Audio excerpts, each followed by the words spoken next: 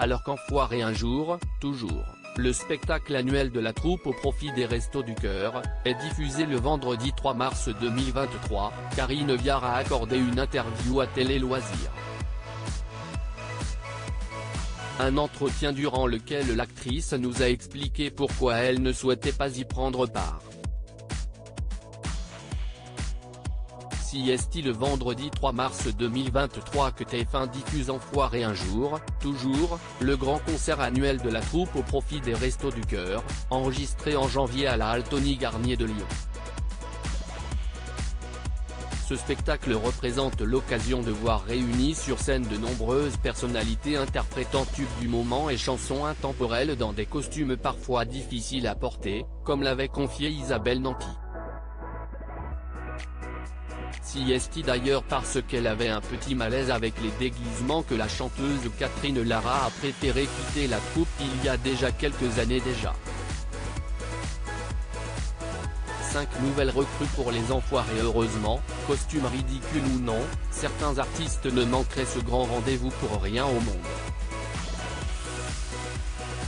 Si est notamment le cas de Patrick Bruel, fidèle parmi les fidèles, qui n'a raté aucune édition depuis qu'il a rejoint la grande famille des Enfoirés. Tout comme lui, Zazie est devenu l'un des piliers de la troupe, au même titre que Mimi Mati, de retour cette année après son absence en 2022 pour raisons médicales. Cette année, on retrouve également de nombreux habitués, comme Jennifer, Slimane et Kenji Girac, mais aussi Amir, qui a coécrit Rêvons, l'hymne de cette édition 2023. À leur côté, des petits nouveaux font leur premier pas en tant qu'enfoirés, comme les chanteuses Sophia Saidi et Mentissa, le pilote de Formule 1 Esteban Ocon, le rugbyman Antoine Dupont et le danseur étoile Germain Louvet. Puisque la troupe accueille chaque année de nouvelles recrues, peut-on espérer voir un jour Karine Viard sur la scène, auprès des Enfoirés? Télé Loisirs a posé la question à l'actrice. Karine Viard estime qu'elle n'est pas tellement légitime. Les fans de la comédienne risquent d'être déçus. Même si Karine Viard a prouvé qu'elle avait un joli brin de voix en enregistrant Mourir pour des idées sur un album de reprise de chansons de Georges Brassens, elle ne s'imagine pas une seconde rejoindre la troupe des Enfoirés. Je trouve que si est super, mais je ne suis pas sûr que ce soit complètement ma place, nous a-t-elle glissé.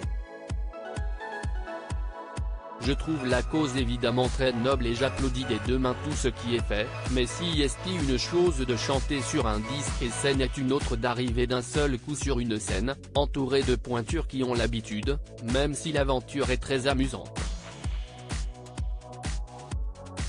Je suis vraiment très loin de ma zone de confort, et je crois que je ne suis pas tellement légitime, poursuit Karine Viard avant d'ajouter avec humour, je crois que les gens qui payent leur billet, ça n'est pas pour m'entendre chanter moi, qui chante juste mais pas si bien.